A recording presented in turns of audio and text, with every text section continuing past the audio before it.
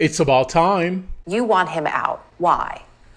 I agree with President Biden that is a year ago when he decided to run again, that he represented the best chance. Unfortunately, over the past year, Father Time has caught up with him and the American people. I don't think he should listen to me. I don't think he should look in the mirror and listen to himself. I think he should ask the American people. And what Mr. Ingram said is not consistent with the latest polling data. Just today, both the New York Times and the Wall Street Journal came out with polls showing that 74 in one poll, 74% and 80% of Americans said, quote, Joe Biden is too old to be an effective president. So it's no wonder that he has gone from 3 points down to Trump nationally to 6 points down now in multiple high quality polls, which basically tells me that with 4 months to go until the election, if Joe Biden remains as the presidential candidate, he is going to lose possibly in a landslide. And I know he doesn't want that. So I believe that he will do what he has always done, put his party and most importantly, his country first and step aside. You have said, I know that privately, a number of Democrats have shared their concerns with you. Reed Hastings, one of the party's biggest donors, just told the New York Times he now thinks it's time for Biden to step aside. Do you think these more public pushes from yourself, from other donors, from lawmakers will bring more people forward publicly?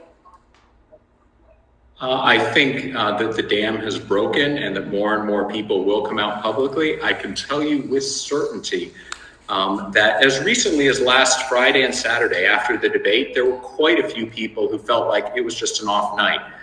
As of today, I can't find anybody, even and I am a hardcore Democrat and Biden supporter. I love Joe Biden. I respect the fact that he's an optimist, that he's a fighter, and that has served him well in the 52 years since he was first elected to the Senate.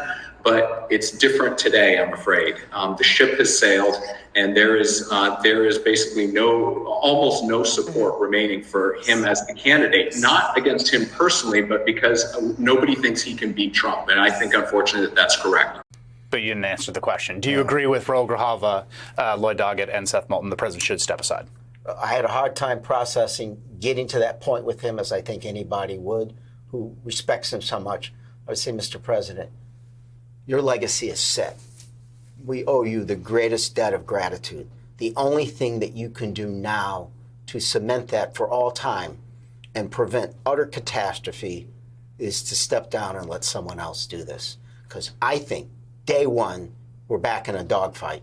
All of a sudden, all the things we're talking about with President Biden, we've got a lot more we can talk about with Trump. All I'm going to say is I still don't understand how anybody with common sense, after watching this clip right there, can somehow come to the conclusion that this man can be the leader of one of the most powerful nations in history, bro. I mean, the simple fact that his wife had to be there to help him should tells you everything. This man should be sitting somewhere enjoying the rest of his life with, I don't know, grandkids around him, not running for re-election for 4 more years. Come on. Anyway, you let me know what you think about this in the comment section. God bless you and your family. Catch you on the next one. Trump 2024.